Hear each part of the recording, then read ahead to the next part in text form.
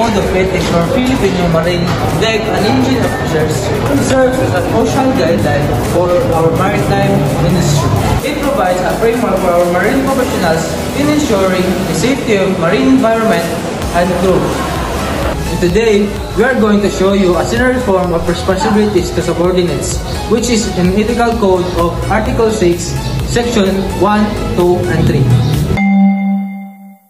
Cadet Rodrigo is a newly appointed cadet aboard the MV MTC. Like many beginners, Rodrigo is nervous and lacks confidence.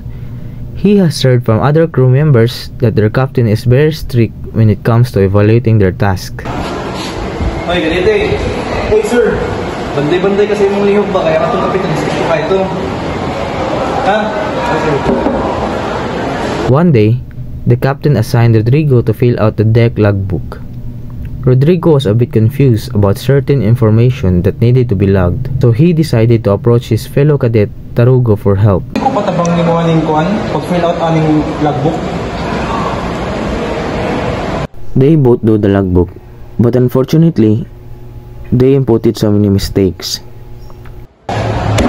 Ganong daghan mo kinig sa'yo ang logbook? Kinsa may na-fill out ani? Oh sir. Kari Rodrigo, ikaw na-fill out ani logbook? Ganong daghan mo kinig sa'yo? Yes sir. Kay pasaylo ako captain. Wala mo ko kay boss, di mo ko familiar sa kuan good sa logbook mo ang nagpatabang kung sir Tarugo. Ganong dito mga ni Tarugo nagpatabang, nga naaman ko. Pwede mo kang patabang nako or sa uban nga opisyal nga naa diri. Sir kay captain, pero mahadlok man kumuduol nimo basit imo kukusap-an sir. Nganong masuko man ko? Masuko ra man sad ko kung nakasalak mo. Pareha ning imong gibuhat sa logbook. Natural nga masuko ko ani. Ug kana akong mga pangasaba ninyo para ra man na nga makorek mo. Kay balo ka, nakasabot ra ko nimo. Kay kami diha sa migikan kung asa ka karon. Sa sunod, timan ayaw paulaw nga moduol ka nako or sa uban nga mga opisyal dinhi, okay? Yes sir. Salamat kay captain. Sige, kuha mong ballpen kay tudloan ti ka fill out aning logbook.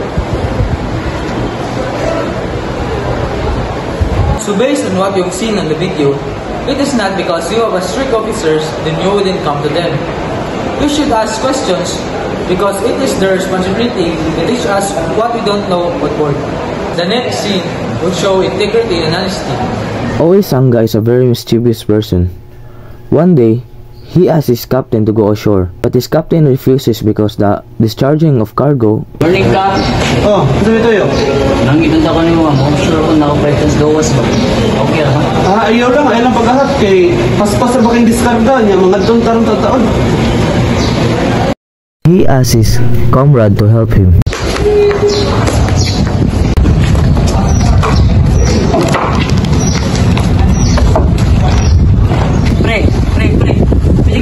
Sa kanya pre, gawas ko pa na ako pre na pagkahon ko matagahan ako na kaya nagkabalik na ako. Okay ra? Ato ka sa kapitan ng higgaw. Mabiyang gani ka. Oh, kapit na oras. Wala ka na taon. Nanangit mo kanina ni kapitan pre, pero wala mo ko sugti. Kaya kayong dring lugar ako, bindot kayo. So, nakang tourist spot sa binidiri nga makasusuroy po ta diri ba? Ala sige ka, nakaw na ka. Huwag nang balat diri. Basta gisultihan ti ka ha. Mabiyaan gani ka. Panigamutan ang ginako pre, makabalik ko. Yung balik ko ulit, promise. Oe Sangga enjoyed roaming around the area without noticing that he was running out of time. Meanwhile on board, the unloading of cargo was completed earlier than expected. The shipmate began the roll call and Oe Arzobal fulfilled what Oe Sangga had asked of him. Sangga? Present, sir! And Oe Arzobal got uncomfortable because Oe Sangga might be left.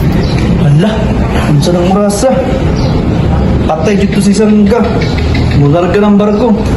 Saya ako dito gingnan na di mula ko, ijud kiahat. Patay dito sa officer man. Honesty during roll call is crucial to maintain accountability and ensure everyone's safety on board. Failing to report an absent comrade can lead to miscommunication and potential dangerous situations.